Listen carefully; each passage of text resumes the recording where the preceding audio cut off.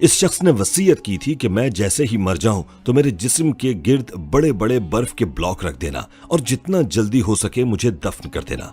जब लोग मैयत को गुस्ल देने लगे तो जब वो जिस्म पर हाथ लगाते तो जिस जगह हाथ लगता था उस जगह से जिस्म की खाल हट जाती थी और इसके जिस्म के अंदर कीड़े चलते फिरते नजर आते थे।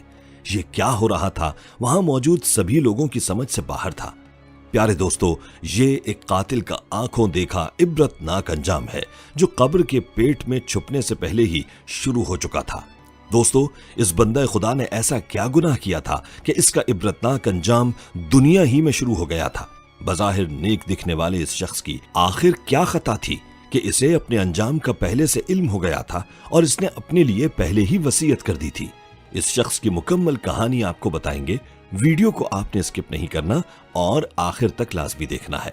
और दुरूद पाक की बरकत वाली दुआ में शामिल होने के लिए चैनल को सब्सक्राइब और लाइक करके अपना नाम कमेंट सेक्शन में जरूर लिखें ताकि बरकत वाली दुआ में आप भी शामिल हो जाएं। प्यारे दोस्तों, दुनिया की तख्लीक का मकसद सजा और जजा ही से वाबस्ता है। जो जैसे आमाल करेगा वैसे ही सजा पाएगा। कत्ल जो कि किसी की जान लेने का एक निहायत तकलीफ दे अमल है और इसकी सजा खुद रब ताला ने यह मुकर्रर की है कि खून के बदले खून है। बहरहाल अगर मकतूल के वारिसीन कत्ल करने वाले को माफ कर दें तो ये भी सुन्नत रसूल सल्लल्लाहु अलैहि वसल्लम है, क्योंकि हुजूर सल्लल्लाहु अलैहि वसल्लम ने अपने चचा के कातिलों हिंदा और वहशी को माफ कर दिया था। अलबत्ता दोस्तों, किसी का कत्ल कर देना गोया पूरी इंसानियत को कत्ल करना है और जिस घर के फर्द को कत्ल किया जाता है तो वो घर और खानदान गोया पूरे का पूरा ही कत्ल हो जाता है। कत्ल से जो दुश्मनियां पैदा होती हैं वो अरसों तक चलती हैं। प्यारे दोस्तों, आज का हमारा ये वाकया एक हकीकी वाकया है। एक मासूम से चेहरे के अंजाम के पीछे छुपी इस अजीबो गरीब कहानी ने सभी को हिलाकर रख दिया था। याद रहे कि दुनिया की सबसे पहली मौत का बायस भी कत्ल ही था, दुनिया की पहली खता भी कत्ल ही थी और दुनिया की पहली दुश्मनी का अंजाम भी कत्ल ही था, जब शैतान के बहकावे में आकर काबिल ने हाबील को कत्ल कर दिया था। दोस्तों, हम जो वाकया आपको बताने जा रहे हैं ये वाकया तकरीबन 50 साल पहले का है, जो कि पाकिस्तान की आज़ादी के कुछ साल बाद का ज़माना था, जब लाहौर के इलाके में एक शख्स रिहाइश पजीर हुआ। उस वक्त ये शख्स एक सादा लो इंसान था। ये शख्स इलाके की मस्जिद में एक मुसाफिर बनकर आया था। ये शख्स 5 वक्त की नमाज की पाबंदी करता था और इंतहाई खुश अखलाक था। इसने लोगों को अपने बारे में बता रखा था कि इस दुनिया में इसका कोई नहीं है, ना माँ बाप न बीवी बच्चे, बल्कि इसका कोई भी नहीं है, बस यूं ही एक मस्जिद से दूसरी मस्जिद में रहता था। इसने इसी इलाके में एक मामूली सी नौकरी देख ली और यूं इसको इस इलाके में काफी साल गुजर गए थे। इसने इसी इलाके में एक किराए का छोटा सा मकान लिया हुआ था। अब इसकी उम्र काफी हो चुकी थी और वो बीमार भी रहने लगा था। फिर एक दिन उसकी मौत हो गई। मौत होते ही अहले इलाका का खौफ से बुरा हाल हो गया था कि कैसे अचानक इस आदमी का इंतकाल हो गया। अलबत्ता चंद करीबी साथियों ने अहले मोहल्ला के साथ मिलकर इसकी तदफीन का बंदोबस्त किया।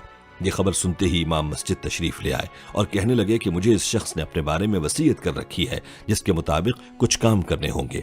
मौलवी साहब के कहने पर बर्फ के ब्लॉक मंगवाए गए जो इसकी मैयत के गिर्द रख दिए गए। हालांकि इस मौत में ज्यादा वक्त भी नहीं गुजरा था और न ही मौसम ज्यादा गर्म था।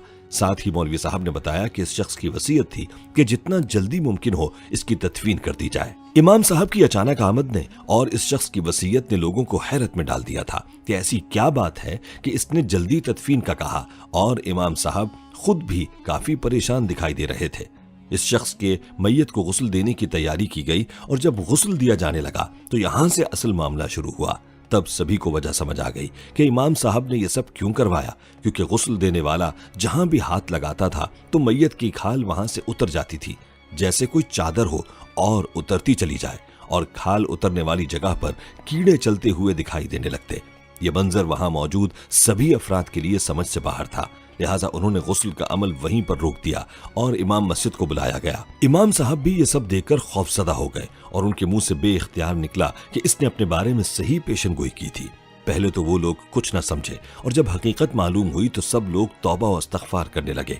उस वक्त इमाम साहब ने कहा कि मैयत को बिना हाथ लगाए ही इस पर पानी बहाकर इसे दफना दिया जाए और जितना जल्दी हो सके इसको दफन कर दिया जाए।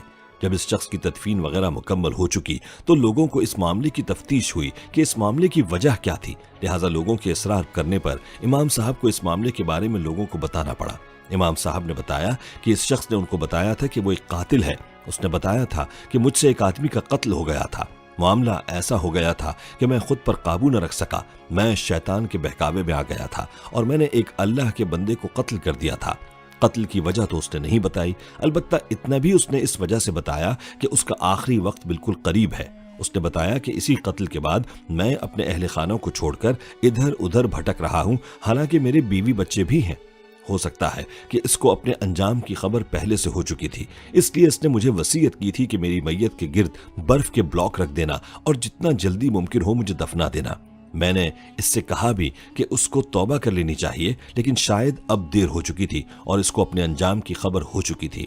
جب اس کے جسم کے کیڑے نظر آئے تو میں سمجھ گیا تھا کہ کیوں اس نے اپنے گرد برف کے بلاک رکھنے کا کہا تھا، اور اس کا جلد سے جلد دفن کرنے پر اصرار کی وجہ تھی جو میں جان گیا تھا۔ یہ سن کر وہاں موجود سبھی لوگ توبہ و استغفار کرنے لگے۔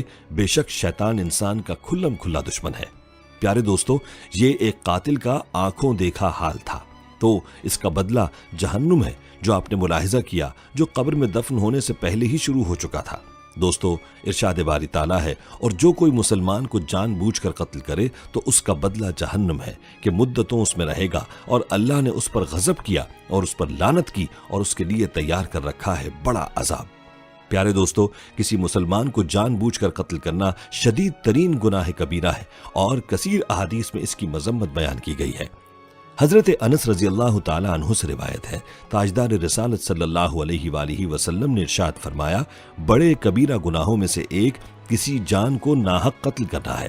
اسی طرح حضرت ابو بکر رضی اللہ تعالی عنہ سے روایت ہے، نبی کریم صلی اللہ علیہ وآلہ وسلم نے ارشاد فرمایا، اگر زمین و آسمان والے کسی مسلمان کے قتل پر جمع ہو جائیں تو اللہ تعالیٰ سب کو اوندھے منہ جہنم میں ڈال دے۔ اور حضرت ابو بکر رضی اللہ تعالی عنہ سے ہی مروی ہے کہ رسول اکرم صلی اللہ علیہ وآلہ وسلم نے ارشاد فرمایا، جب دو مسلمان اپنی تلواروں سے لڑیں تو قاتل اور مقتول دونوں جہنم میں جائیں گے۔ راوی فرماتے ہیں، میں نے عرض کی، مقتول جہنم میں کیوں جائے گا؟ ارشاد فرمایا، اس لیے کہ وہ اپنے ساتھی کو قتل کرنے پر مصر تھا۔ لیکن افسوس کہ آج کل قتل کرنا بڑا معمولی کام ہو گیا ہے۔ چھوٹی چھوٹی باتوں پر جان سے مار دینا، غنڈہ گردی، دہشت گردی، ڈکیتی، خاندانی لڑائی اور تعصب والی لڑائیاں عام ہیں۔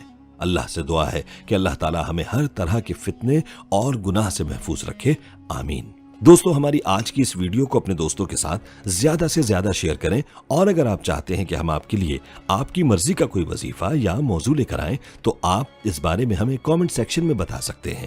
پیارے دوستو، ہم یہ امید کرتے ہیں کہ آپ کو ہماری آج کی یہ ویڈیو ضرور پسند آئی ہوگی۔ اگر آپ کو ہماری آج کی یہ ویڈیو پسند آئی ہے تو سب سے پہلے تو اس ویڈیو کو لائک کریں اور اپنی رائے کا اظہار کامنٹ سیکشن میں کریں۔